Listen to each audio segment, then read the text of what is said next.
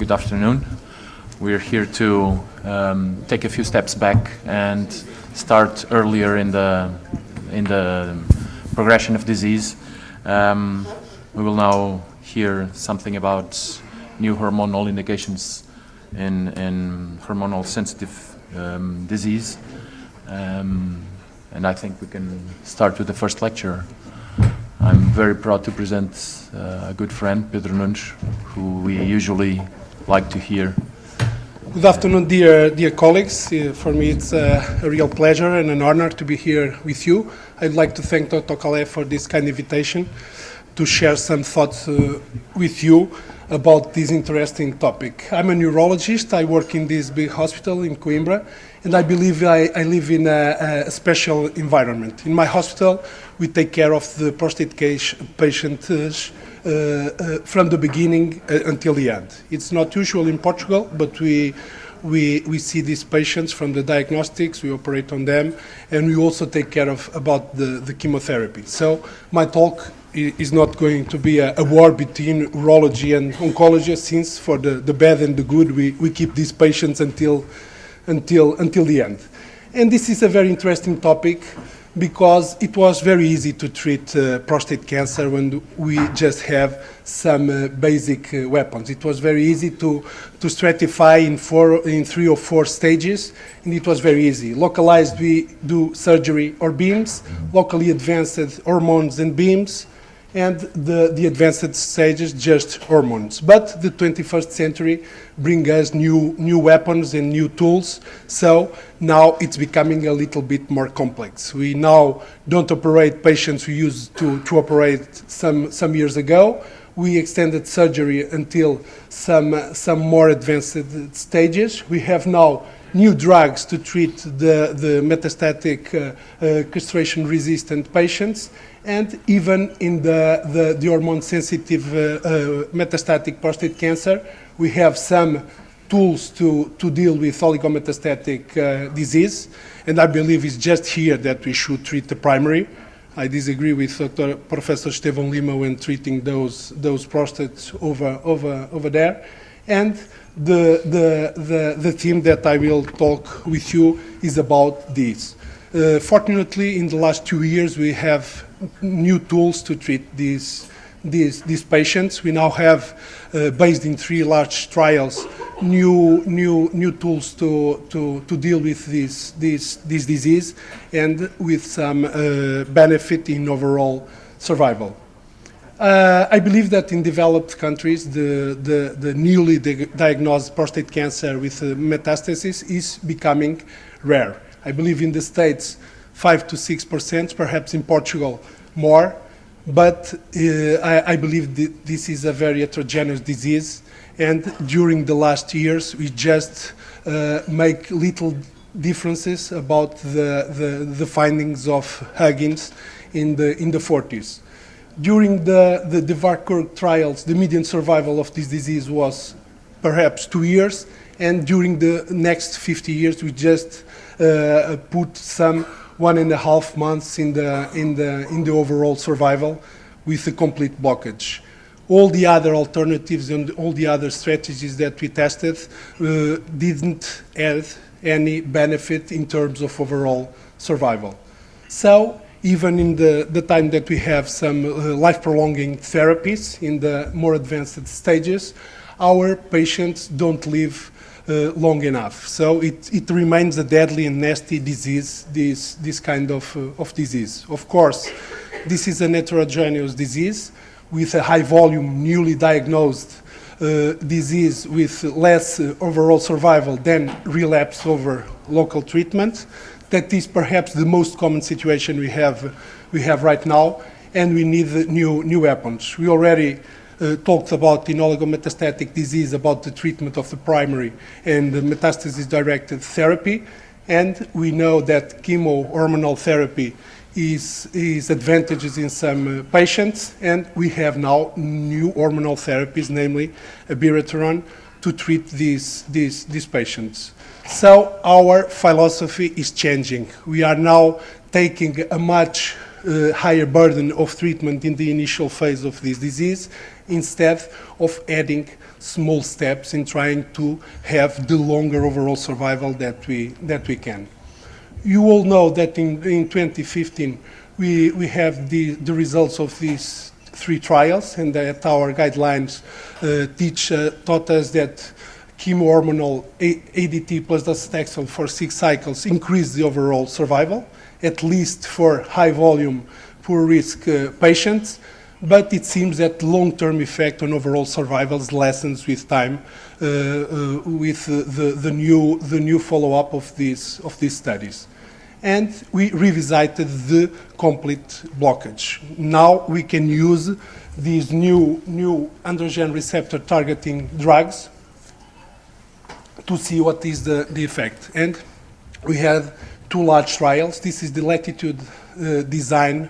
It's a large trial where they included a large number of patients with high-risk prostate cancer, all of them with metastases. So we have a big trial, 100% with M+, and we have very good results in terms of overall survival, with a great risk reduction in death and failure-free survival.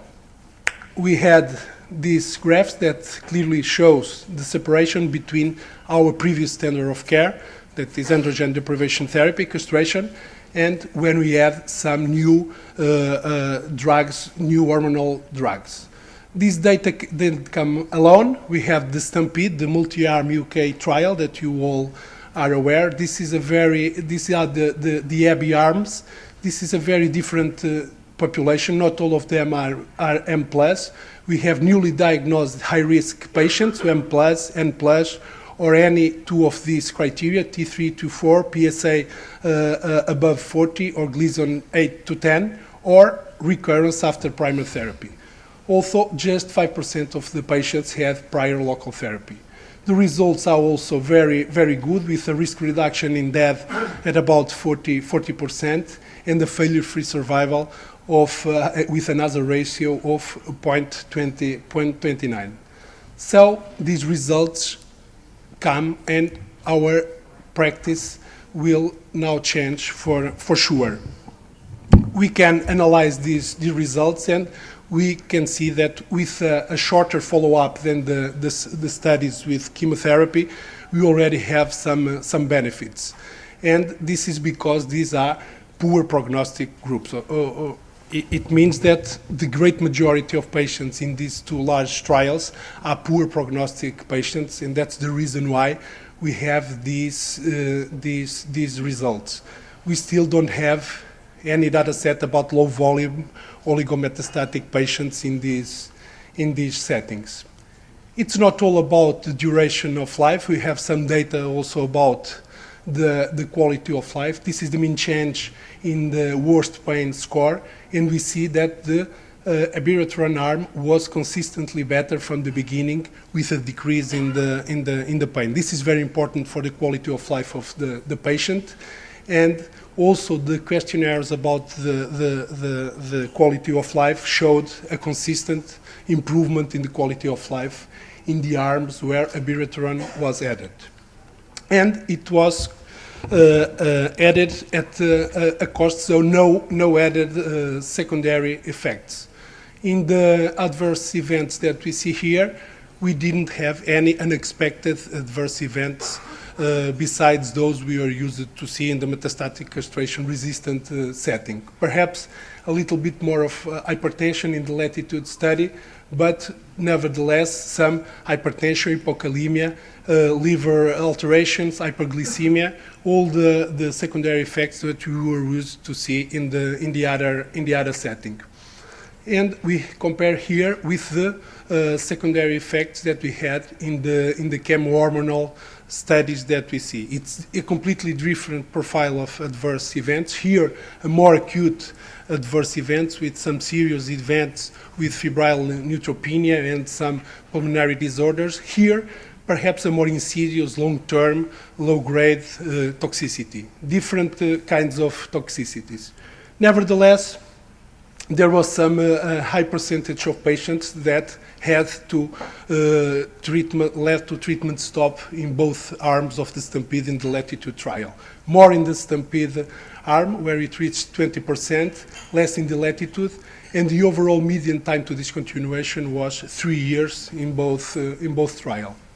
So we have this data, but now we have more questions than answers, because neither trial was designed to clarify the exact timing of these new agents, because in both trials, the first treatment after the progression to the castrate-resistant status was at the investigator's discretion. So some of them also were given with abiraterone in a later phase of the study. And the great majority of patients received docetaxel after the abiraterone. Only a minority of patients in this second line therapy received enzalutamide. This is probably due to the known cross-resistance between abiraterone and enzalutamide.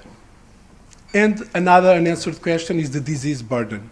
We already know that chemotherapy was effective in the high volume disease, but Stampede in Latitude approached the theme with other criteria, and we don't have exactly high and low volume in the trials.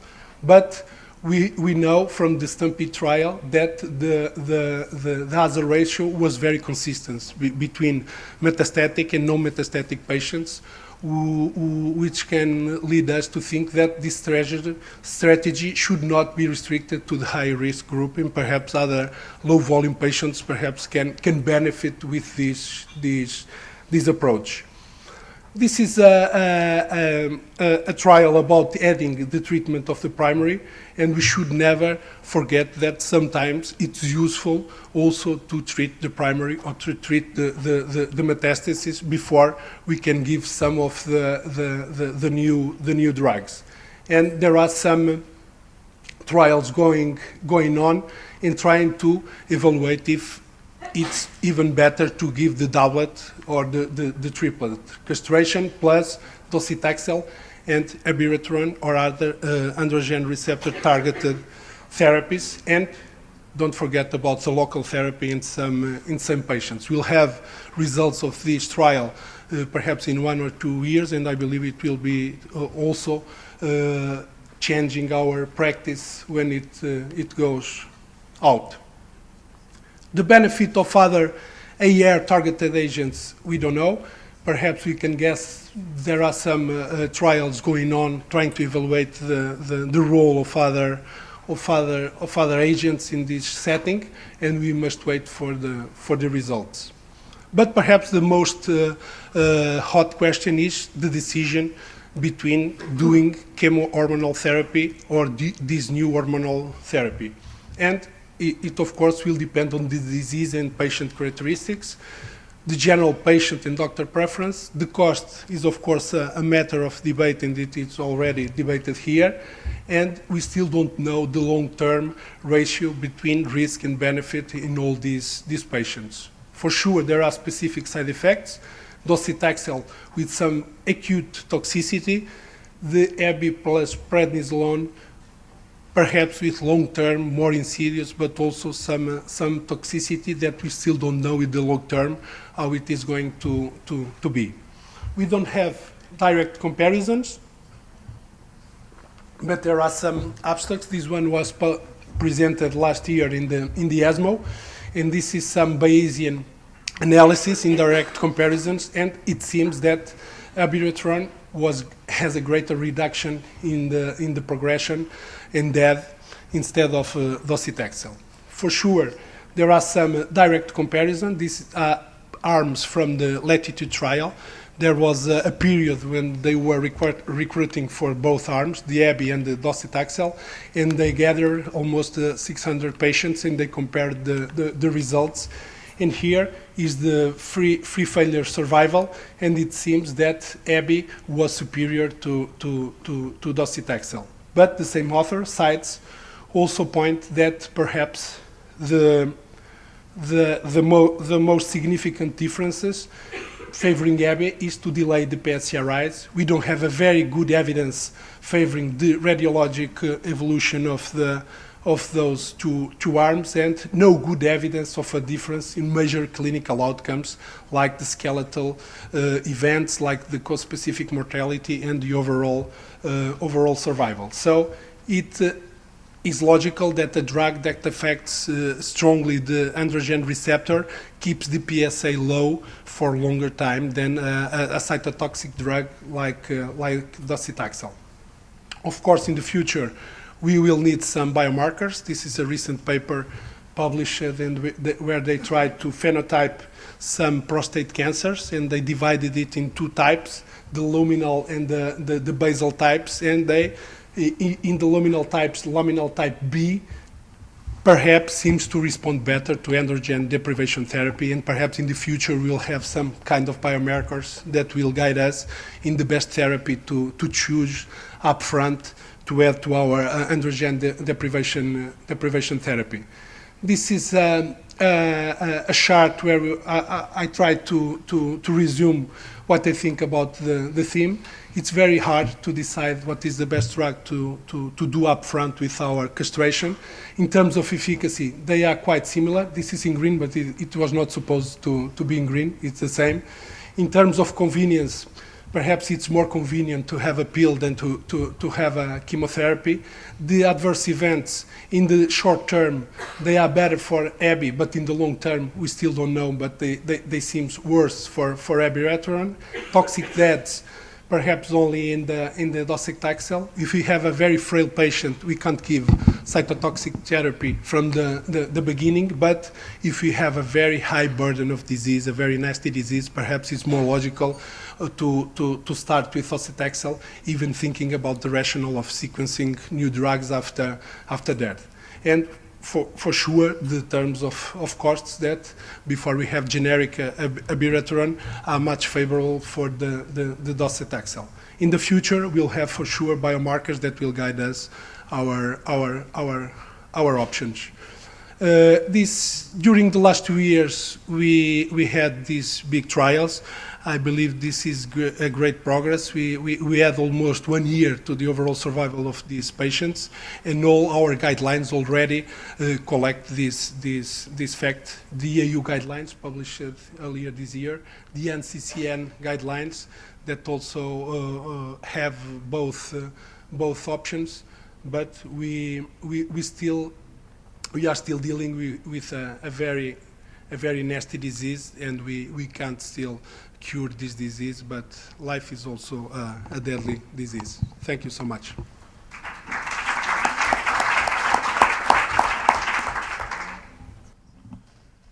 I think that we will go to the next speaker, and I'm glad to present you Dr. Chiara Rodrigues. It's nice to see you.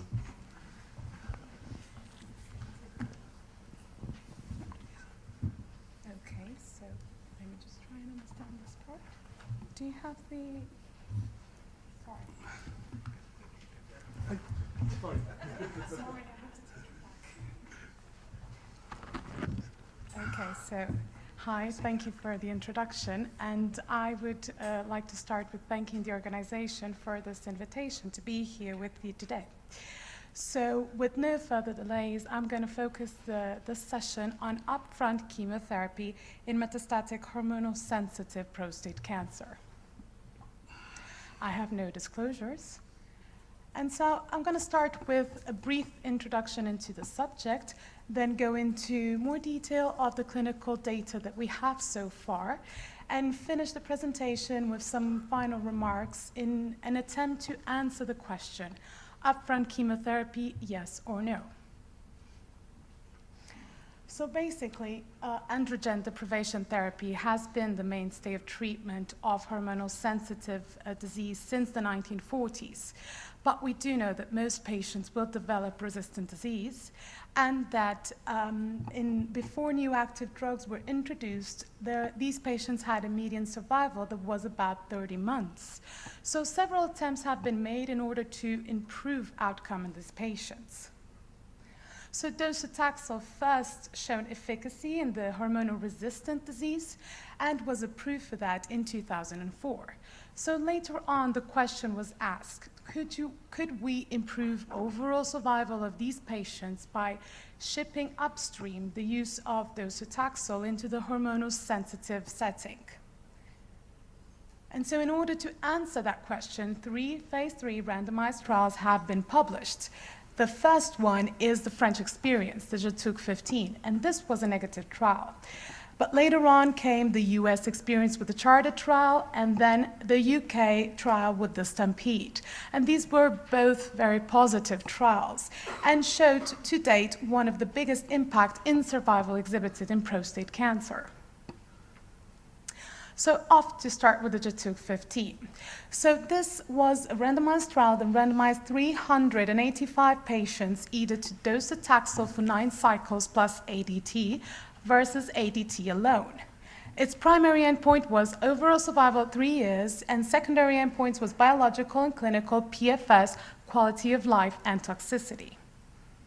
So basically, most of the patients that were randomized had metastatic disease at diagnosis. And like I mentioned previously, this was a negative trial for its primary endpoint. Nonetheless, it was positive for PFS and all the other secondary endpoints. Just a remark for toxicity, which in this sense, this trial had reported 4 deaths, 4 toxic deaths, mostly due to neutropenic fever. But after a recommendation was made for the use of GCSF as a prophylaxis, no other cases were reported. So off to the Charted trial. So this trial was designed firstly to include only high-volume disease patients. Only in an amendment done later on did it allow to include patients with a low burden of disease. So this trial randomized 790 patients to docetaxel for 6 cycles plus IDT, or either to ADT alone. Again, most of the patients presented with a higher Gleason score and with a higher volume of disease. So this was the first published trial to prove an overall survival for the use of docetaxel up front. And this overall survival benefit was 13.6 months for the overall population and for 17 months in the high volume disease population. In a later on presented earlier last year analysis, in fact, docetaxel this trial failed to prove an advantage for the use of upfront chemotherapy for the low burden disease. And that is the graphic that you can see on the bottom on the right, with a hazard ratio of 1.04. The sub-analysis has been quite criticized, and it is a smaller group of patients, so we should interpret this data into context. But still, here you have the forest that basically mirrors this with a wider confidence of interval, both for patients that have a lower volume of disease and also that had previous local therapies, so basically recurrent metastatic disease. Charted was also positive for its secondary endpoints, and off we go to Stampede. So as you are fairly acquainted, Stampede is a different type of design of trial. So it's basically a multi-arm and a multi-stage platform design. Here you see highlighted in yellow the arms that are actually we're going to talk about today. So its primary endpoints were overall survival and failure-free survival.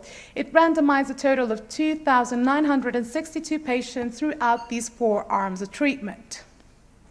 Stampede also differs from Charted in the sense that it included a much broader spectrum of prostate cancer patients. It went from the M1 disease to also the pelvic node positive disease and the high-risk locally advanced disease.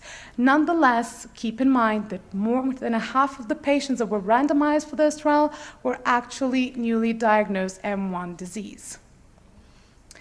So in agreement and also as a confirmation from the results of the Charted, this trial also proved to be positive for its overall survival for the general population, with a hazard ratio of 0.76 and a p-value of 0.003. Again, broader confidence of intervals both for M0 disease and for recurrent disease. For these were also smaller populations. So as a way to try and bundle all this information together, a meta-analysis was published in 2016, and in regards to overall survival, it showed that there was a 10% absolute improvement at 4 years for the use of upfront chemotherapy in these setting of patients. So a remark in terms of toxicity, I bring you here today the example of the STAMPEDE trial. As it was to be expected, greater incidence of grade 3 and 3 to 5 adverse events in the docetaxel arms, with special remark for neutropenic fever, general disorders, and gastrointestinal disorders. In terms of quality of life, so all 3 trials use different ways of measuring quality of life, but they're all quite conclusive in that sense. So JETUC 15 says that during docetaxel treatment, the quality of life is impaired for these patients, as it is to be expected. But at 12 months, it is quite similar between both arms. The CHARTER trial, the analysis of quality of life, actually says that quality of life at 12 months is improved for patients that did docetaxel. And in the recently presented results for quality of life for STAMPEDE earlier this year, the results are pretty much the same. So quality of life assessment is in favor for the use of docetaxel, both in non-metastatic disease and in metastatic disease. So why was JETUC 15 a negative trial? So basically the authors justify this for maybe for the smaller population size, and also because they do present a longer overall survival than expected, with 54.2 months with ADT alone. Other authors believe that it might be justified by the fact that it was analyzed in 2011 before there was actually a widespread access to newer therapies. So basically, upfront chemotherapy, yes or no? So a definite yes for de novo metastatic high-volume disease. And here the problem is related with the definition of high-volume disease. So last year, St. Gallen, 74% of the panelists voted for the use of the definition of the CHARTER trial, which is basically visceral metastases with or without more than 4 bony metastases, as long as 1 is in the extra-axial skeleton. Although there was some controversy, and some experts believe that the sheer experience of 1 metastasis in the extra-axial skeleton should be enough, or even more than 4 metastases, bony metastases, should be enough with or without basically extra-axial metastases. So yes, in fit patients for docetaxel, what this means is even less clear, but basically adequate liver, renal, hematologic function. And bear in mind that real-life reports have been pointed out to the fact that actually hospitalization and neutropenic febrile incidence is greater in the real world than it was described in the clinical trials. So the pros and cons of this approach should be discussed with the patient, and the decision must be made in an individual way that takes into account patient goals of care, social supports, and et cetera, et cetera, et cetera.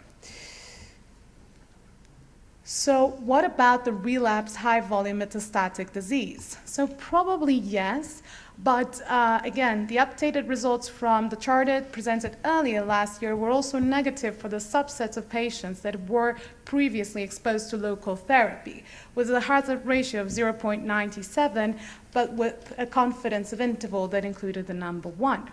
Nonetheless, the STAMPEDE trial showed no heterogeneity of treatment effect across all subgroups.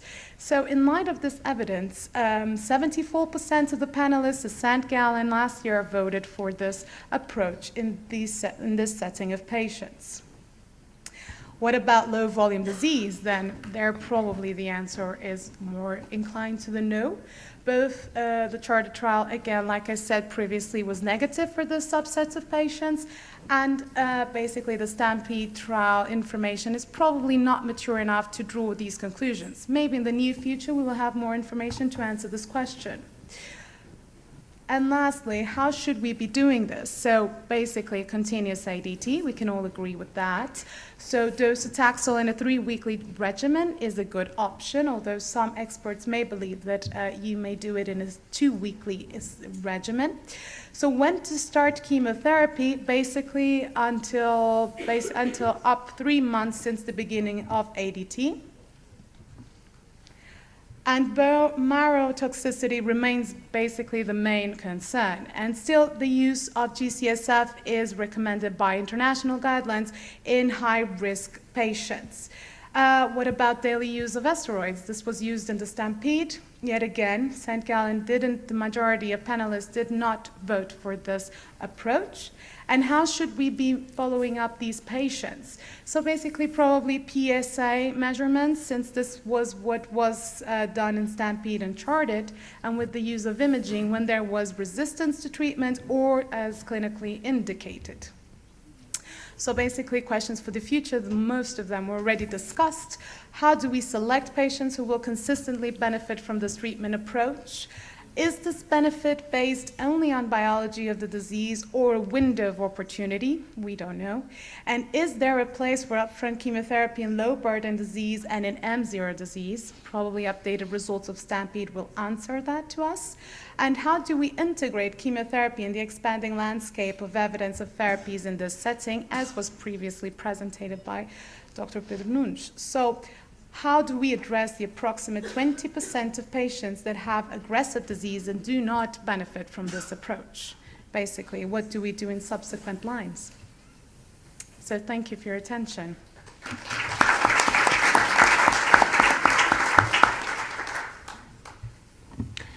Well, good afternoon, dear colleagues. We have heard two very good presentations for the same setting or for the similar setting of patients, one with hormonotherapy and the other one with chemotherapy. I think in the daily practice, one of our big problems we have with these patients is how to decide to treat this kind of patients with one or with the other type of treatment, because they are very different. We have here in the table some urologists and oncologists. Now we have time for discussion. We have about 20 minutes, so we can start the discussion. Any one of us would start or have any question? Good afternoon. Thanks a lot, Dr. Calais, for the invitation. It seems to me, I would like to put a question to the both panelists. There are very good presentations, but it seems to me that these two studies that you show us are beneficial for the patients. The problem is that we have to balance the cost and efficacy, and adverse events and the benefits. So, what you choose to do in first?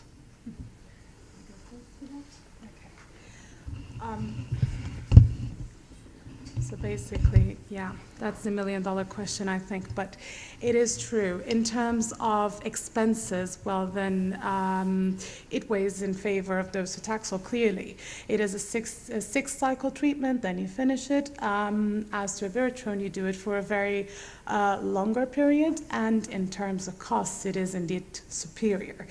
In terms of toxicity, then it clearly goes in favor of abiraterone. So I guess that in the end of the day, the decision, if we are able to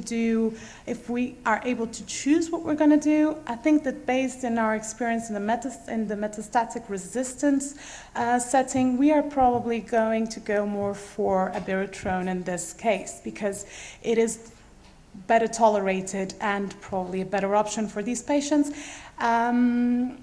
But if in the end of the day we are limited by our pharmaceutical institutions, then probably we will have to choose docetaxel. I guess it will all go down to that. One more question. Do you think it makes sense when we choose to abiraterone or enzalutamide to maintain the agonist? It makes sense. So basically, when you go for, in the metastatic resistance? Yes. Yes. Why, if they are anti-androgens too, why we had more anti-androgens? Well, the trials were used Yes, basically with patients still being with castration levels of testosterone under 50. So basically, that's the evidence we have.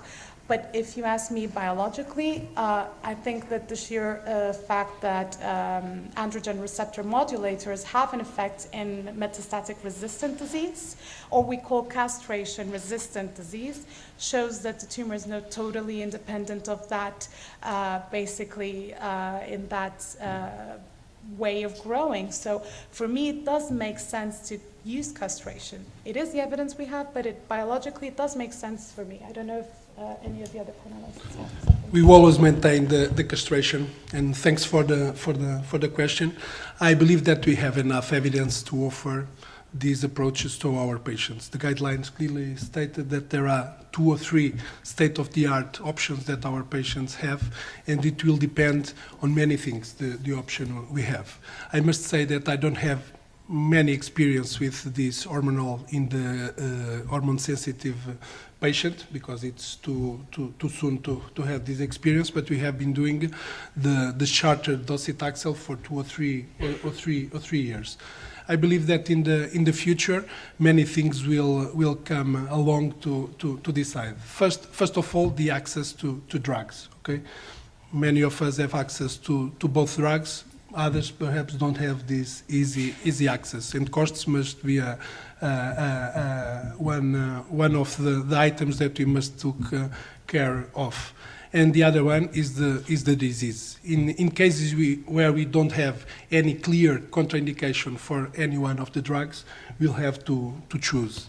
I believe that if we have a very high burden of disease, a very nasty disease with high PSAs, with visceral metastases, and perhaps we'll only have one hypothesis to give chemotherapy to these patients, it makes sense to start with the docetaxel. On the other hand, if we have a patient that has perhaps a lower burden of disease that respond well to the hormones, it makes sense to start with abiraterone. The toxic profile, it's different. We must choose if we want to have 18 weeks of a toxic high-grade adverse events, or if we want to have 3 or 5 years of low-grade, insidious, hypokalemias. The cardiovascular safety is very important on this setting. I must underline that the dose of corticoids that was used in this hormone-sensitive setting was half of that we used in the metastatic castration-resistant patient, perhaps anticipating this long-term toxicity that was expected.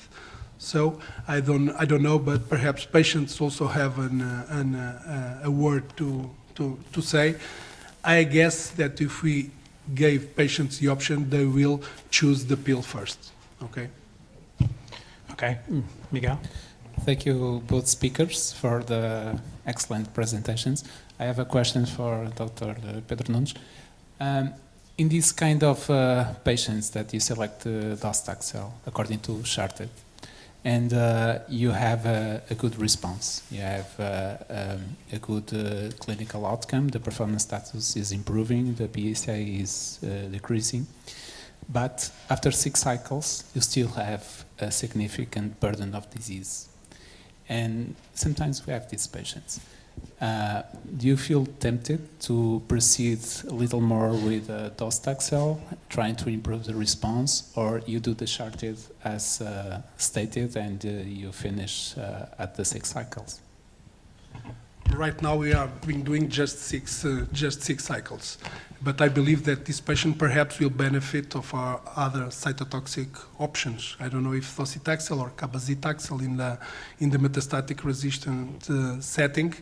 I can't answer your question, but perhaps it's tempting to do 4 more cycles in a young patient, very fit, that went well with the 6 cycles.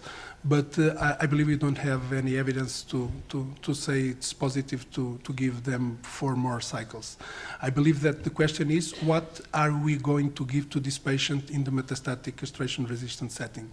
Should we re-challenge with docetaxel? It seems that it's not a good idea. The response to docetaxel in the re-challenge is very low.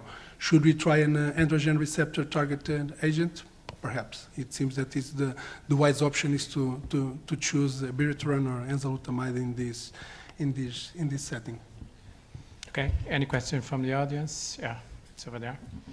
I congratulate Chiara and Pedro on 2 very complicated but very excellent presentations, but I disagree with one point that each of you made, and I think it's important enough to risk making you angry with me. So Chiara, you mentioned St. Gallen many times, and I would just remind everybody that the St. Gallen meeting, like all the consensus meetings, is a bunch of opinions from good people.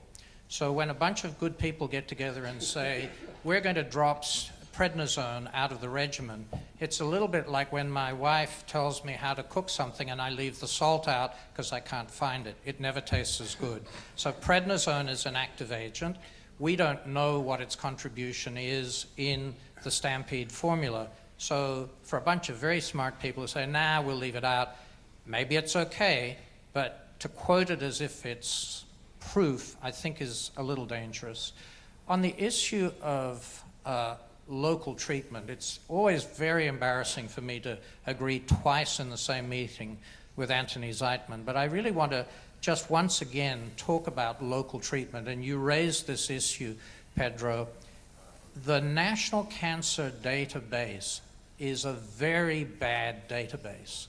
It's a very bad database because we in America allow technicians who don't know anything to abstract information from a whole bunch of different sources. You then get a resident or a fellow who says, if I look at 30,000 cases, some idiot will let me publish it. And so in the question of using radiotherapy for local control, the case selection bias in that study is horrible. What you have is some very thoughtful physicians who pick their patients with metastatic disease, mostly porcine metastatic, not a lot of metastatic disease.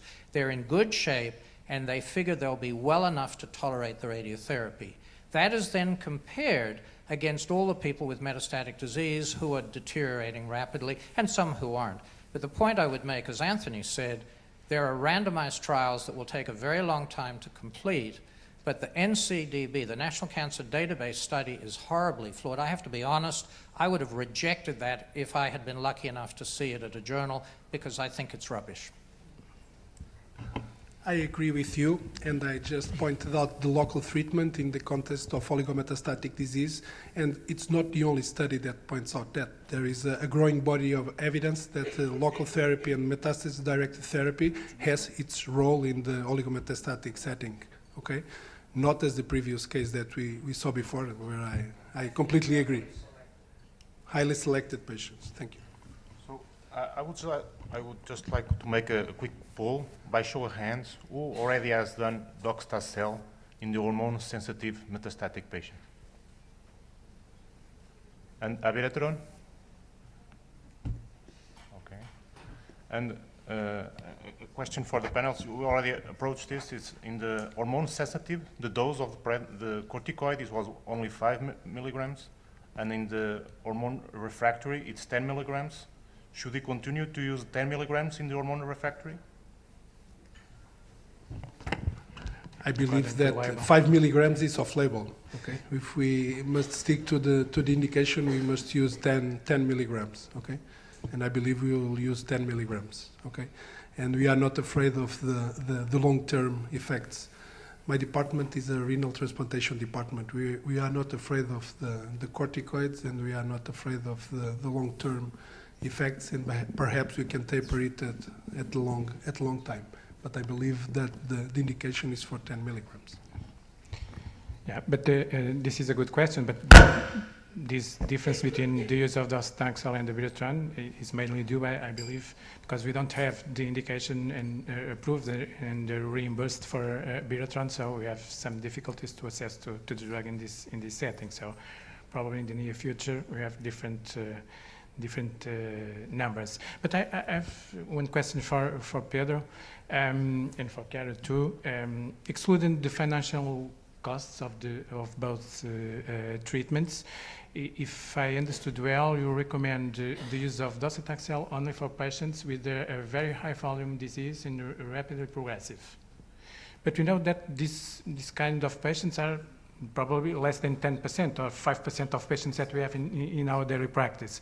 For all the other patients, you don't recommend docetaxel, or which criteria do you use to select patients for docetaxel and for the hormonal therapy? This is the $1 million question, and I believe we will discuss a lot about that.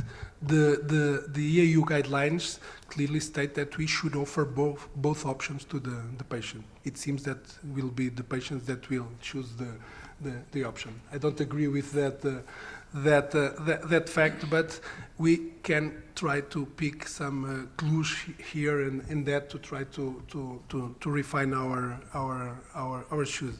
If we have access to both drugs, I believe that the clear indication for docetaxel is high volume, nasty disease, high grade disease. Perhaps the other patients will benefit of a Biratron in the first place. Yeah. I think another important point is that the data from the ABI study are not mature data, and we have to wait some more time to have consistent data and consistent results. The results with the docetaxel are more mature, so we have here different forces of evidence, I think. Any other comment from the audience? One question. European guidelines recommend docetaxel for all metastatic hormonal sensitive patients. Who's using docetaxel for low burden metastatic patients?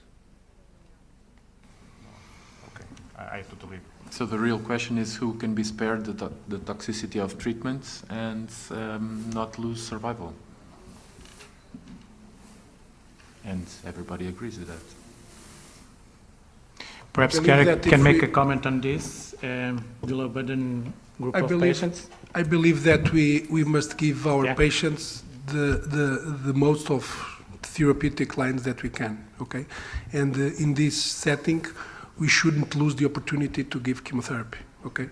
If we give chemotherapy upfront or in the follow-up, it depends. But I see sometimes patients that keep on pills for too long and they lose the opportunity of doing chemotherapy. And chemotherapy is a very valuable gun that we should use when we can, okay? And sometimes we see patients that just have one opportunity to have chemotherapy. After that, we will not have any other opportunity to give chemotherapy. And those patients should have chemotherapy up front.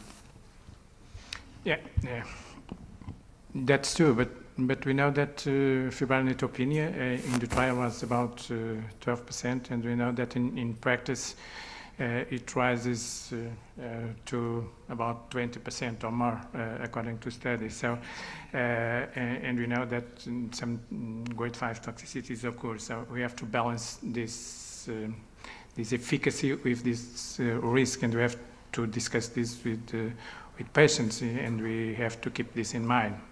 On the other hand, we have the other therapies that have a much soft toxicity profile. So not always it's a easy decision. But I would like to hear a comment from Chiara about the low volume disease patients and the indication or not to docetaxel. You mentioned that the group of patients with low burden disease is a small group, but this group has a different biology from the other group, or you think it's a continuum of disease and we can offer docetaxel to these patients too? Knowing that the evidence showed us that there's no advantage. So that's a good question, but just to start with the previous question we were talking about, I didn't mention it during the presentation, but if you do look at the number of patients in STAMPEDE, this is not exactly the same example for CHARTED, but for STAMPEDE that were in the ADT arm that actually did do docetaxel afterwards is only of about 28%, if I'm not mistaken, 28-30%, which could be in favor of this whole subject that Dr. Pedro Nunes was talking about window of opportunity. And so in rapidly progressive disease, high burden disease, then definitely yes, because you might not get a chance to do it again. In terms of low volume disease, well, I think that if you could take a look at that population, the low volume disease, and do genomical study, of course, you would have both populations there. You would have the less aggressive subtype of disease or the more aggressive subtype of the disease that just so happens to be, you've caught it in the beginning. So the thing is, and that takes me back to one of the questions that I left there, is how do we select patients? But in the regular clinical day of work, I do not consider docetaxel upfront in low burden disease patients, not at the moment. But like I said, the STAMPEDE trial data are still not mature, so probably we will hear more about that in the near future. But for now, I stick to the evidence that the CHARTED did show us and that bring us that it's negative in that subset of patients. But it's just my opinion. Okay. Any other comment? Yeah. Do you have a comment? Yeah. I just like to add that the high risk patients, it's also an heterogeneous group, because you can have a patient with a Gleason score of 8 and with 3-4 bone metastasis, and assuming the latitude criteria, this is a high burden patient. But it's totally different of a patient with visceral disease and many bone metastases. So I think that we can find in these details some clues to choose between one treatment and another. I would like to know from our friends from the States, how are they choosing drugs for the hormonal sensitive phase? Perhaps Elizabeth or Derek, how are you? The last 10 patients you have, how many of them did chemotherapy? I would say 8 docetaxels and 2 abiraterone. Okay. And I don't give prednisone with my dosi. None? None. Okay. 6 cycles, It's they're okay. done in 4 months, and I actually consider sort of the diabetics in there. I have a lot of diabetics who they're quite brittle, so that's really helpful to just get that. And I have a lot of patients Do you who have don't easy want access to abiraterone, or is there any constraint about the financial easier. issue? Yeah, it's easier now, but one of the things that I'm hearing from my own patients, they don't want to be on these pills for many years. Okay. So when I say you're done in 4 months, basically, after these 6 treatments, many have actually selected that versus abiraterone. Okay. Patient choice. That's the last point.